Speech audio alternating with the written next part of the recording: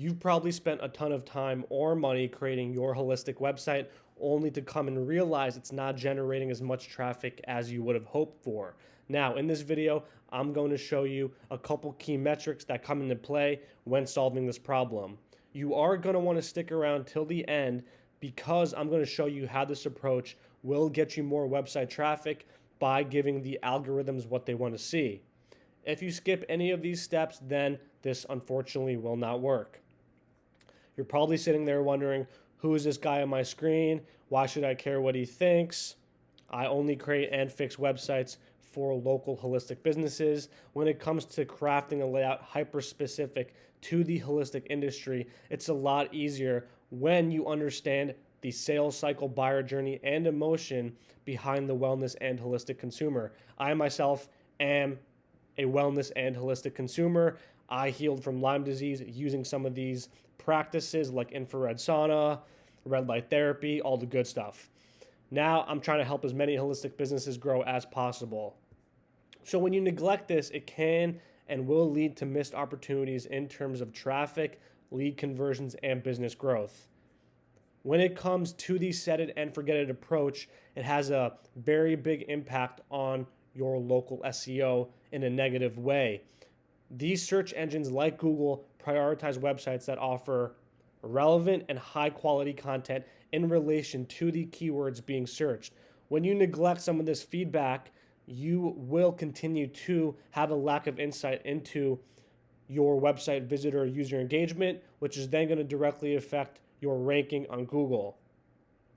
The reason being is when you have bad metrics, the algorithm and Google is going to take a step back and say, oh, okay, well, we assume the content is not relevant or high quality, and it's not satisfying the needs of people in this area conducting these kinds of searches. These metrics also give the algorithm user signals that they're looking for when trying to decide what websites to rank above other websites. As an example, high bounce rates, specific exit pages, and short user times are indicators that the content of your website is not meeting user needs. When you take these statistics into account, you can identify issues within your website and then fix those issues. These metrics also have a direct impact on PAC rankings locally.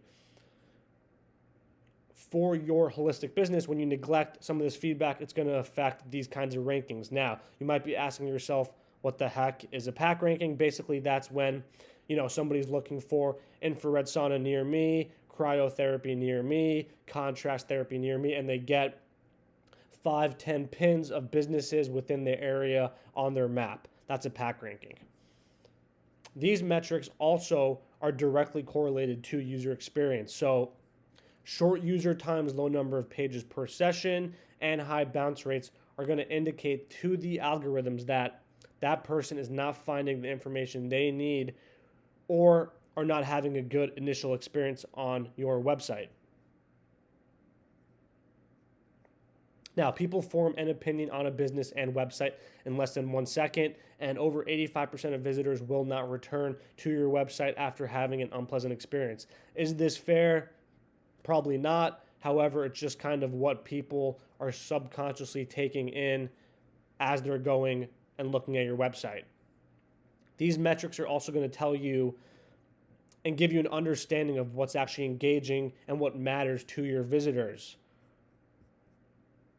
When you're not taking this into account, you're going to have some missed opportunities to build trust, establish a positive connection, and ultimately get more people taking action on your website. Now, when you take this into account, you're going to start to optimize specific navigation menus and the layout of your content so it can cater better to your visitor needs.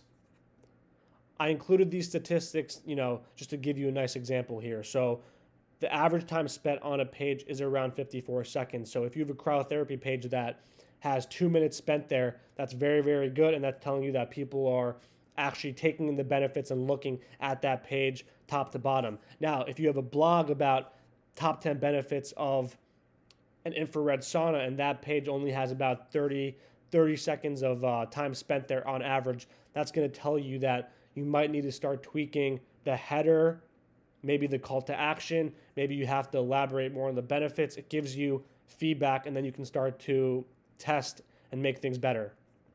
Now, how local SEO and user experience are intertwined is when you neglect a metric like bounce rate and other UX metrics. UX is user experience. That's going to lead to a detrimental cycle of overall poor engagement metrics, then telling the search rankings to push your website down the rankings. When you prioritize this kind of feedback, you will improve your search engine visibility because the visitor experience is high when it comes to fostering trust, encouraging people to actually spend more time on your website and look at different blogs and different service pages, which will then drive conversions. As your experience improves for your visitors, your metrics will improve, then telling Google to rank your business higher. Now, when it comes to actually putting in a protocol so you can optimize these metrics, it's nice to know some of the key ones and what they actually mean. Bounce rate is basically the percentage of visitors who navigate away from one of your pages, or I should say navigating away from your website after only one page. A high bounce rate is going to tell the engines and algorithms that your website is not relevant to the searches, thus impacting your SEO ranking.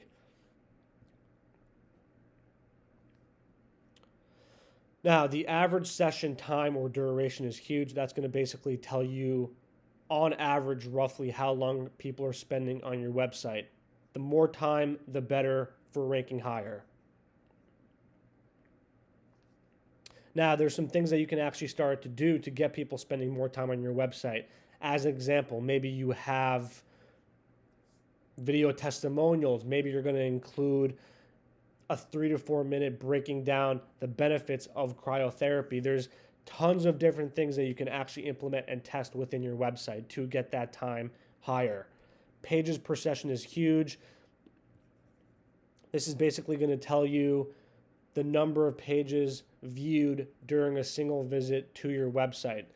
The more pages, the better. That's going to indicate that people are actually exploring other areas of your website, which is then going to tell you that your content and layout is optimal.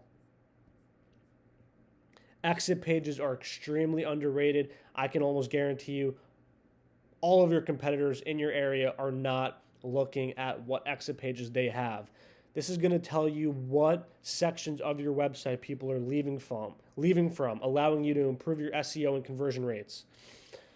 Now, when you begin to take traffic sources into account, you can actually double down on what's working and what's not working. And then when you can see what's not working, you can optimize that. Maybe you change the URL for that specific traffic source. Maybe you change the call to action, etc. There's tons of things that you can start to test and implement. Tracking metrics like conversion rates is huge because that's going to directly tell you, do you have a compelling and engaging call to action? You might have a very high average session time, but if your conversion rate's low, that's going to tell you that you need to start with that CTA. 3 simple steps you can start to implement today is analyzing and comparing all of these metrics and some others within all of the pages in your website. So, as an example, bounce rate. You don't only have a bounce rate for your main homepage, but you have a bounce rate for every blog that you have, every service page that you have. So you can optimize these rates and metrics for every individual page. And you start by testing H1, H2, H3, and then you can tweak the creative and copywriting as needed. And the goal here is to continuously test until you have the desired metric for each section and each page within your website. When you begin to use this approach, you will be able to test parts of your website that are directly correlated to specific page metrics. That allows you to remove any of the guesswork and evaluate what's actually working and what's not working. An example here, if you have a poor bounce rate for a blog, that's going to mean that you need to tweak H1 first and then go down the list, because that's going to tell you that the first thing people are seeing on that blog page is not is not what they want to see. Maybe your image is bad, maybe your video is bad, maybe your H1 is bad. So it allows you to have a very good guess of what needs to be changed first. And since you are only tweaking specific page elements, you will only affect the success of that given page or section. So when you're tweaking the H1 of a blog around cryotherapy, it's not going to affect the cryotherapy service page, where maybe you dive deeper into some of the benefits and then you end with the call to action. By following this framework, you will adopt a hyper-specific approach and get more eyes on your website.